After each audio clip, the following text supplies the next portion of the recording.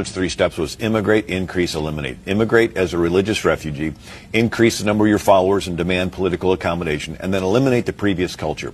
So I was speaking in Detroit area, and afterwards had people come up and visit around the book table, and they were telling me about a lady who had a ministry to pregnant mothers.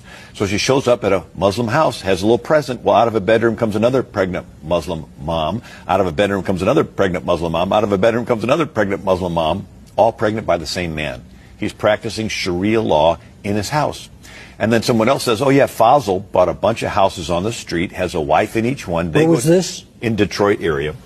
The wives go down to the welfare office and say their husband's not around. He goes and visits them, and the more kids they have, the larger the checks get. And he's living like a king at state expense, and all the kids playing in the middle of the street are his children. He's practicing Sharia law on his block. They take over several more blocks, and they vote in the school board. And now they have their Sharia in the schools. And then they take over more blocks. They vote in the police department, fire department. And in Hamtramck, Detroit, they vote in the majority of the city council. They have their minarets, their calls to prayer 5 times a day. No different than Pakistan. So we see the first ones come in as immigrants, and they're nice, and they're so nice. Everybody says they're nice, nothing to fear, let more in. More come in, they gravitate together, form a community. Imam shows up and says, okay, you need to start getting a little more serious about this, more fundamental. Then the burqas start appearing. People say the neighborhood's changing. They move out. More Muslims move in. And then there's always that stickler that says, I refuse to move out.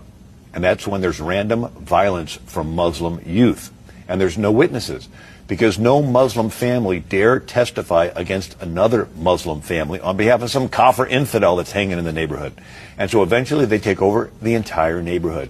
And they do this neighborhood by neighborhood, city by city, block by block, until they take over countries. And there's 1,400 years of track record to observe this pattern.